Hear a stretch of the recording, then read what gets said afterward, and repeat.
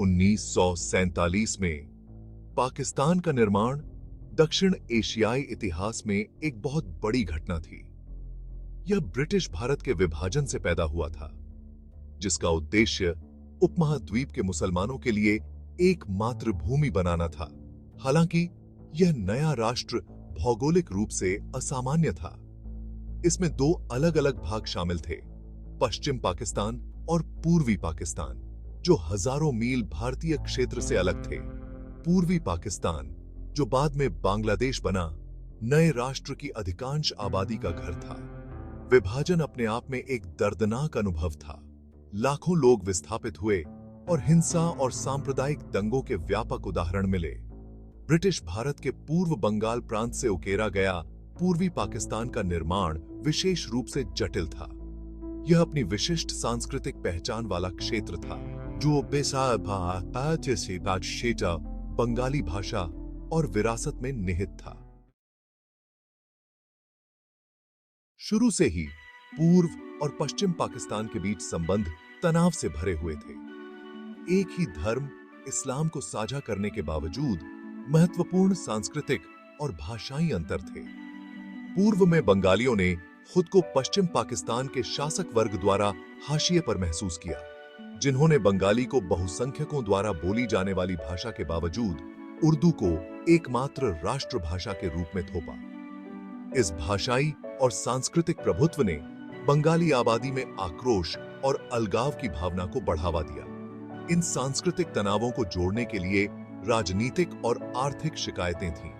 पूर्वी पाकिस्तान अधिक आबादी वाला होने के बावजूद पश्चिम पाकिस्तान द्वारा एक उपनिवेश के रूप में माना जाता था। संसाधनों को पश्चिम को असमान रूप से आवंटित किया गया था और राजनीतिक शक्ति पश्चिम पाकिस्तानी नेताओं के हाथों में केंद्रित थी। पूर्वी पाकिस्तान झूठ जैसे संसाधनों से समृद्ध था, लेकिन इससे उसके शोषण का लाभ नहीं मिला। इस आर्थिक असमानता ने शोषित और हाशिए पर होने की भावना को और बढ़ावा दिया। 1960 के दशक के अंत तक पूर्वी पाकिस्तान में एक करिश्माई नेता का उदय हुआ, शेख मुजीबुर रहमान। मुजीब, जैसा कि उन्हें लोकप्रिय रूप से जाना जाता था, बंगाली आकांक्षाओं की आवाज बन गए। उन्होंने पूर्वी पाकिस्तान के लिए अधिक स्वायत्तता की वकालत की और बंगाली लोगों के अधिकारों का समर्थन किया। उनकी अवामी लीग पार्टी बंगाली जनता की कल्पना को पकड़कर बेहद लोकप्रिय हो गई, जो आत्मनिर्णय के लिए तरस रही थी। पाकिस्तान में 1970 के आम चुनाव एक महत्वपूर्ण मोड़ साबित हुए। मुजीब के नेतृत्व में अवामी लीग ने राष्ट्रीय असेंबली में बहुमत हासिल करते हुए शानदार जीत हासिल की। यह जीत पूर्वी पाकिस्तान के लिए अधिक स्वायत्तता के लिए एक स्पष्ट जनादेश थी। 1970 के चुनाव के नतीजों को पश्चिम पाकिस्तान के शासक वर्ग ने सदमा और निराशा के साथ लिया। अवामी लीग की जीत को स्वीकार करने और मुजीब को सरकार बनाने की अनुमति देने के बजाय पश्चिम पाकिस्तानी प्रतिष्ठान ने सत्ता हस्तांतरित करने से इनकार कर दिया। लोकतांत्रिक अधिकारों के इस इनकार ने पूरे पूर्वी पाकिस्तान में व्यापक विरोध और प्रदर्शन शुरू कर दिए। बढ़ते अनरेस्ट के जवाब में पाकिस्तानी सेना ने 25 मार्च 1971 को ऑपरेशन सर्चलाइट शुरू किया। इस क्रूर कार्रवाई ने बंगाली नागरिकों, बुद्धिजीवियों और छात्रों को निशाना बनाया। सैन्य अभियान में हजारों लोग मारे गए और लाखों लोग पड़ोसी भारत में शरण लेने के लिए अपने घरों से भागने को मजबूर हो गए। भाग 5, मुक्ति वाहिनी। बांग्लादेश के स्वतंत्रता सेनानी। पाकिस्तानी सेना द्वारा क्रूर कार्रवाई ने बांग्लादेश मुक्ति युद्ध की शुरुआत की।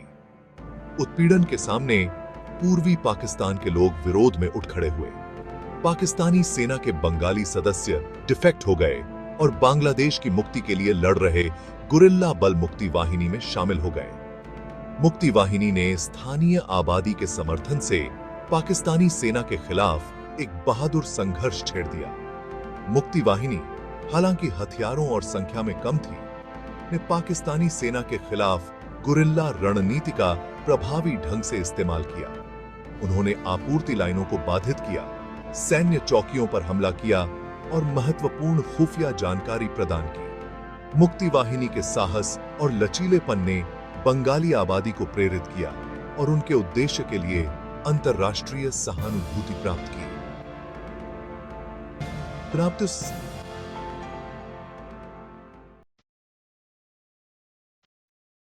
भाग 6। भारत का हस्तक्षेप, एक महत्वपूर्ण मोड़। जैसे जैसे युद्ध आगे बढ़ा, क्षेत्र में मानवीय संकट बढ़ता गया। लाखों शरणार्थी पड़ोसी देश भारत में चले गए, जिससे संसाधनों पर दबाव पड़ा और भारत और पाकिस्तान के बीच तनाव बढ़ गया। भारत ने प्रधानमंत्री इंदिरा गांधी के नेतृत्व में मुक्ति वाहिनी को महत्वपूर्ण सहायता प्रदान की, प्रशिक्षण, हथियार और सुरक्षित पनाहगाह की पेशकश की। 3 दिसंबर 1971 को पाकिस्तान ने भारतीय हवाई क्षेत्रों पर पहले से हवाई हमले शुरू किए, जिसने 1971 के भारत पाकिस्तानी युद्ध की शुरुआत को चिह्नित किया। भारत ने अपनी बेहतर सैन्य शक्ति के साथ मुक्ति वाहिनी के साथ सेना में शामिल होकर पूर्वी मोर्चे पर निर्णायक रूप से जवाब दिया। भारत और बांग्लादेश की संयुक्त सेना ने पाकिस्तानी सेना के खिलाफ बहादुरी से लड़ाई लड़ी। भाग 7। आंतरिक संघर्ष, जमात ए इस्लामी की भूमिका। जबकि अधिकांश बंगालियों ने स्वतंत्रता का समर्थन किया, कुछ आंतरिक गुट थे जिन्होंने मुक्ति आंदोलन का विरोध किया। जमात ए इस्लामी, एक इस्लामी राजनीतिक दल, पाकिस्तान के साथ रहा और सक्रिय रूप से पाकिस्तानी सेना का सहयोग किया। उन्होंने रजाकारों और अल बदर जैसे मिलिशिया का गठन किया, जिन पर बंगाली नागरिकों के खिलाफ अत्याचार करने का आरोप लगाया गया था। युद्ध के दौरान जमात ए इस्लामी और उसके सहयोगी मिलिशिया के कार्यों को लेकर बांग्लादेश में एक अत्यधिक संवेदनशील और विवादास्पद मुद्दा बना हुआ है। उन पर युद्ध अपराधों में सहयोग करने, बुद्धिजीवियों की लक्षित हत्याओं और मुक्ति आंदोलन में बाधा डालने का आरोप है। भाग 8। विजय और स्वतंत्रता, एक नया सवेरा। युद्ध में भारत का प्रवेश निर्णायक साबित हुआ। पाकिस्तानी सेना दोनों मोर्चों पर हार का सामना कर रही थी। 16 दिसंबर 1971 को ढाका में आत्मसमर्पण करने के लिए मजबूर हो गई। इसने एक नए राष्ट्र बांग्लादेश के जन्म को चिह्नित किया। यह जीत बंगाली लोगों के लिए अपार खुशी और गर्व का क्षण था, जिन्होंने महीनों तक अकल्पनीय पीड़ा और उत्पीड़न सहा था। नए स्वतंत्र बांग्लादेश के सामने भारी चुनौतियां थीं। युद्ध ने देश के बुनियादी ढांचे को तबाह कर दिया था और उसकी अर्थव्यवस्था रुइनस थी। लाखों लोग विस्थापित हुए थे और भोजन, दवा और अन्य आवश्यक वस्तुओं की व्यापक कमी थी। भाग 9। स्वतंत्रता के बाद का संघर्ष, एक राष्ट्र का निर्माण। शेख मुजीबुर रहमान पाकिस्तानी कारावास से रिहा होकर बांग्लादेश लौट आए और देश के पहले प्रधानमंत्री बने। उन्हें युद्ध से तबाह राष्ट्र के पुनर्निर्माण और लोकतांत्रिक संस्थाओं की स्थापना के कठिन कार्य का सामना करना पड़ा। हालांकि उनका कार्यकाल दुखद रूप से छोटा कर दिया गया था। 1975 में एक सैन्य तख्तापलट में मुजीब और उनके परिवार के अधिकांश सदस्यों की हत्या कर दी गई, जिससे राष्ट्र राजनीतिक उथल-पुथल में डूब गया। मुजीब की हत्या ने अस्थिरता और सैन्य तख्तापलट के युग की शुरुआत की। बांग्लादेश ने आर्थिक चुनौतियों, प्राकृतिक आपदाओं और राजनीतिक हिंसा से जूझते हुए एक स्थिर लोकतांत्रिक व्यवस्था स्थापित करने के लिए संघर्ष किया। हालांकि मुक्ति युद्ध की विरासत ने राष्ट्र की पहचान और आकांक्षाओं को आकार देना जारी रखा। भाग 10। बांग्लादेश आज, मुक्ति युद्ध की विरासत। चुनौतियों के बावजूद बांग्लादेश ने आजादी के बाद के दशकों में उल्लेखनीय प्रगति की है। इसने एक संसदीय लोकतंत्र में परिवर्तन किया है और आर्थिक और सामाजिक विकास में महत्वपूर्ण प्रगति की है।